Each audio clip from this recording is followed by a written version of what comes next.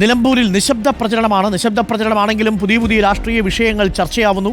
അടിയന്തരാവസ്ഥ കാലത്ത് RSSുമായിട്ടല്ല ജനതാ പാർട്ടിയുമായാണ് സഹകരിച്ചതെന്ന് എം സ്വരാജ്. അന്ന് ജനതാ പാർട്ടിക്ക് വർഗീയ നിലപാടുണ്ടായിരുന്നില്ലെന്നും എം സ്വരാജ് പ്രതികരിച്ചു. ഇടതുപക്ഷം ജനസംഘവുമായി സഖ്യം ചേർന്നതിനെ CPMന്റെ ചരിത്രരേഖയിലുണ്ടെന്ന് ആര്യാടൻ ഷൗക്കത്തും പറഞ്ഞു. ആദ്യം നമുക്ക് പ്രതികരണങ്ങൾ ഒന്ന് കേൾക്കാം. ജനതാ പാർട്ടിയിലാവട്ടെ വ്യത്യസ്ത ധാരകളുള്ളവരെല്ലാം അതിൻ്റെ ഭാഗമായി.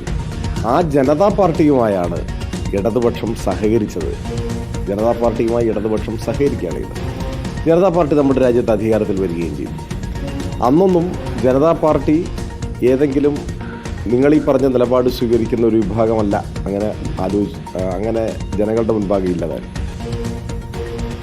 അതായത് CPM RSSുമായി ജനസംഘവുമായി അല്ലെങ്കിൽ ജനസംഘമടങ്ങുന്ന ജനതാ പാർട്ടിയുമായി ഒക്കെ വളരെ നേരത്തെ തന്നെ പല സഖ്യങ്ങളും ഉണ്ടാക്കിയിട്ടുണ്ട്. പാലക്കാട് T. ശിവദാസനോന് വേണ്ടിയിട്ട് LK അഡ്വാനിയായിരുന്നു അന്ന് വന്ന് തെരഞ്ഞെടുപ്പ് കൺവെൻഷൻ ഉദ്ഘാടനം ചെയ്തു. അത് നമുക്ക് എല്ലാവർക്കും അറിയാവുന്ന കാര്യം.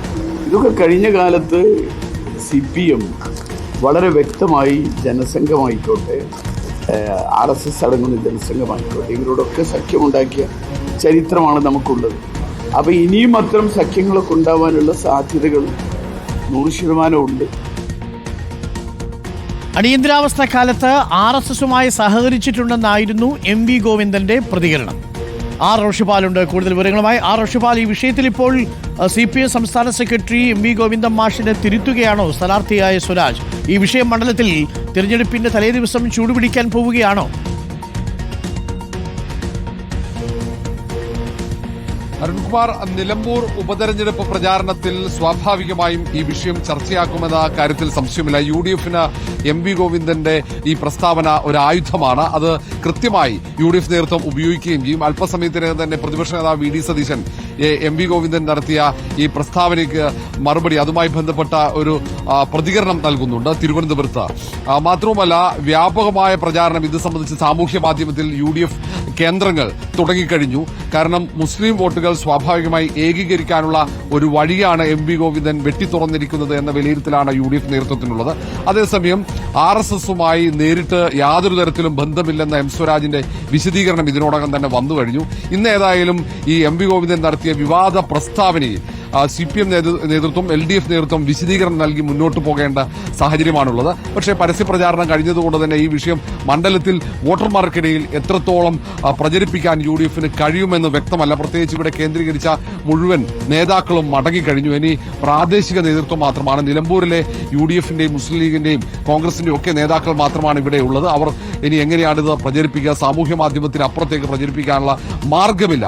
എന്നാൽ പോലും ഇപ്പോൾ ഏത് സാഹചര്യത്തിലാണ് ഇങ്ങനെ ഒരു പ്രസ്താവന നടത്തിയത്? അത് ഒരു തരത്തിൽ നോക്കിക്കഴിഞ്ഞാൽ അത് LDFനെ സംബന്ധിച്ചിടത്തോളം മറ്റൊരു കുരുക്കായി നിലമ്പൂരിൽ അത് മാറും എന്ന സൂചനകളുമുണ്ട്. ഏതായാലും സ്വരാജ് ഇത് കൃത്യമായി വിശദീകരിക്കുന്നുണ്ട്. അന്ന് ജനതാ പാർട്ടി ജനസംഘം RSS സ്വാധീനിക്കാൻ ശ്രമിച്ചപ്പോൾ തന്നെ ആ ബന്ധം പൂർണ്ണമായി ഉപേക്ഷിക്കുകയായിരുന്നു CPM ചെയ്തത്. മാത്രവുമല്ല, അതിനുശേഷം നടന്ന ഉപതെരഞ്ഞെടുപ്പിൽ RSSുമായി വർഗീയ സംഘടനകളുമായി ഒരു ബന്ധവുമില്ല, ആരുടെ വോട്ടും വേണ്ടെന്ന് പ്രഖ്യാപിച്ചപ്പോൾ 4 സീറ്റുകളിൽ LDFന് ഇടതുപക്ഷത്തിന് വിജയിക്കാൻ കഴിഞ്ഞു എന്നുകൂടി സ്വരാജ് ഓർമ്മിപ്പിക്കുന്നുണ്ട്. പിന്നീട് ഈ ജനതാ പാർട്ടിയുമായി സഖ്യം ഉണ്ടാക്കിയത് കോൺഗ്രസ് ആയിരുന്നു എന്ന ചരിത്രം കൂടി ഓർമ്മിപ്പിച്ചുകൊണ്ടാണ് MV ഗോവിന്ദന്റെ പ്രസ്താവനയെ എം സ്വരാജ് തിരുത്തുന്നത്. ഇനി CPMന്റെ മറ്റ് നേതാക്കളുടെ, മുഖ്യമന്ത്രി അടക്കമുള്ള നേതാക്കളുടെ പ്രതികരണം ഏറ്റവും പ്രധാനപ്പെട്ടതാണ് ഈ വിഷയത്തിൽ.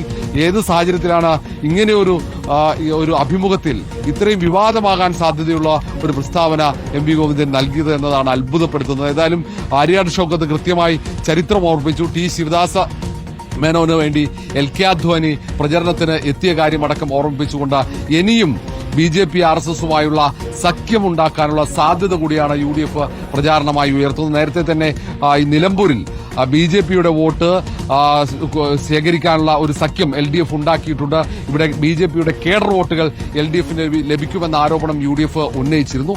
ആരോപണത്തിന്റെ കൂടി പശ്ചാത്തലത്തിൽ ഇങ്ങനെയൊരു പ്രസ്താവന അത് UDF സ്വാഭാവികമായും ഉപയോഗിക്കുമെന്ന കാര്യത്തിൽ സംശയമില്ല. പക്ഷേ അപ്പുറത്ത് ബേപ്പൂരിലെയും വടകരയിലുമൊക്കെ കോലീബി സഖ്യമടക്കം ഉന്നയിച്ചുകൊണ്ട് അത് പ്രതിരോധിക്കാനുള്ള ശ്രമം ഇപ്പോൾ തന്നെ LDF നേതൃത്വം, CPM നേതൃത്വം തുടങ്ങിക്കഴിഞ്ഞു. ഏതായാലും ഇന്ന് നിലമ്പൂരിനെ സംബന്ധിച്ചിടത്തോളം നടക്കുന്ന നേതാക്കൾ തമ്മിൽ നടക്കുന്ന വാക്പോരിൽ ഏറ്റവും പ്രധാനപ്പെട്ട വിഷയം ഈ RSS ബാന്ധവമാണെന്ന കാര്യത്തിൽ സംശയമില്ല. അരുൺകുമാർ.